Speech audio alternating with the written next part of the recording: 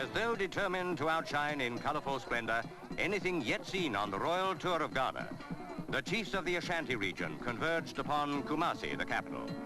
They came to present a durbar held in Her Majesty's honour at the sports stadium.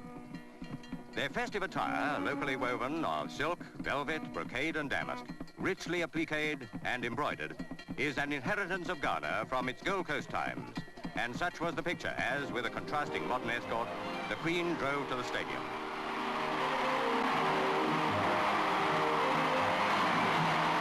President Nkrumah rode with the royal guest. This was the beginning of a day which no one present is likely to forget.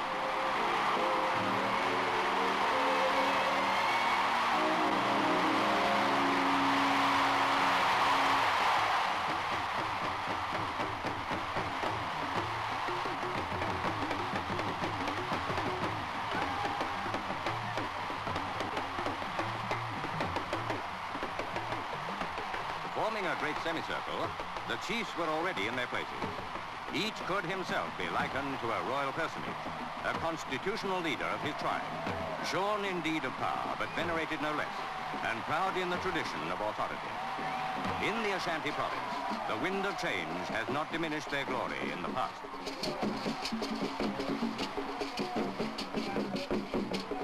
President Nkrumah escorted the Queen across the stadium to present the chiefs to her. He personifies his country's march into the second half of the 20th century.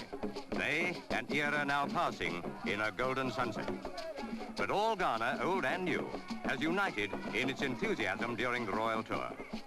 If it had been planned that the presentation should be a formal matter, that was soon changed. In a few seconds, the Queen and Duke were surrounded by chiefs and their attendants. What sort of picture of Britain and the monarchy the minds of these men hold, only they can tell. But with natural chivalry, they welcomed the White Queen, who reigns more than 3,000 miles from Ghana.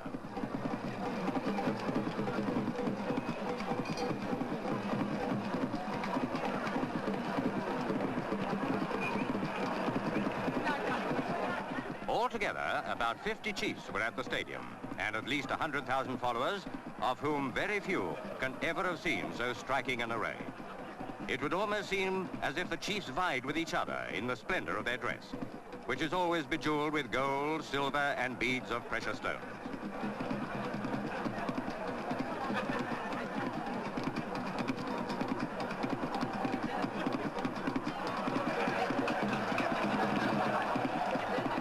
From the royal dais, the Queen saw the parade of the chiefs. Nominal allegiance is owed to them by nearly 1 million people who produce a large part of Ghana's gold, cocoa and timber. However, it's safe to say that nobody's thoughts turned on the nation's economy here at the stadium. This was a holiday, a royal holiday, with everyone from chiefs downwards entering into the spirit of it.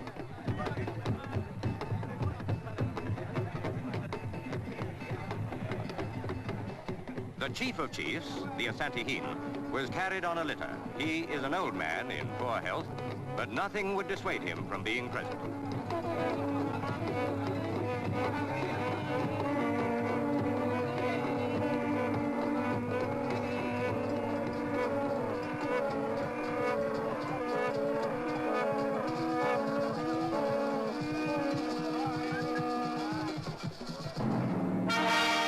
There was another durbar at Cape Coast, the capital of the central region. Here, Europeans first made permanent contact with this part of Africa. They were Portuguese in search of gold and ivory. Today, 20,000 Fanti people welcomed the Queen. Evidence of early British authority, a statue of Queen Victoria.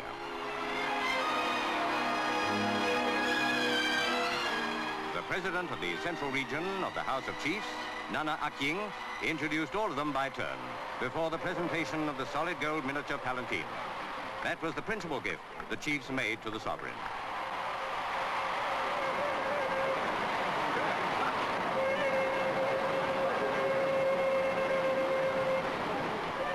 For the Duke of Edinburgh, there was a gold linguist stick, a beautifully wrought example of craftsmanship of a high order. And then came, for Prince Charles, a miniature gold sword. For Princess Anne, a gold bracelet. Nor was baby Prince Andrew forgotten. For him, there was a solid gold fountain pen.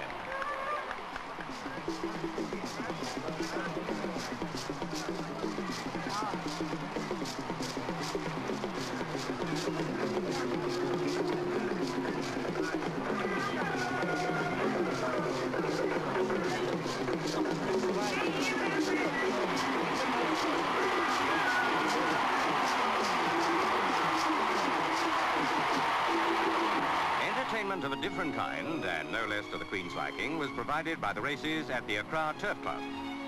It was described as the Ghana version of Ladies' Day at Ascot, but the weather was reliable, and there was a lot more colour.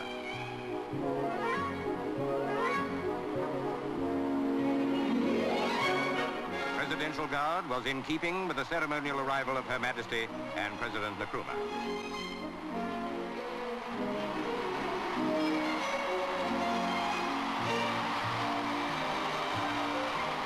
Members of the Horse Racing Board of Control were presented to the Queen when she left her car on the way to the presidential box. Those who planned the tour could not have thought of a better relaxation for the royal visitors than an afternoon at the races.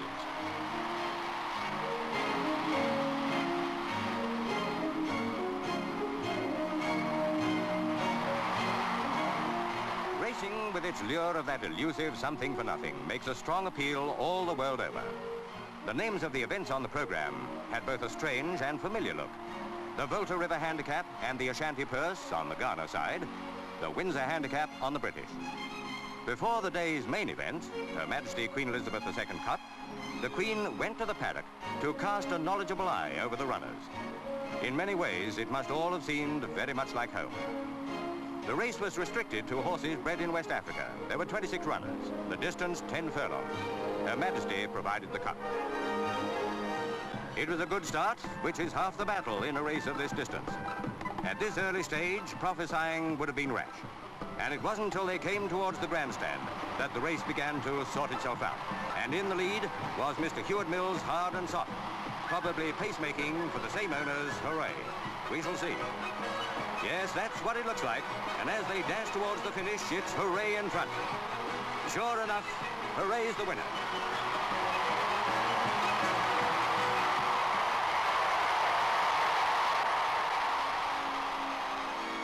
There's one lucky punter.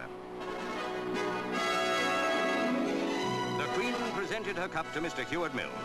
A most enjoyable afternoon on this tour of Ghana.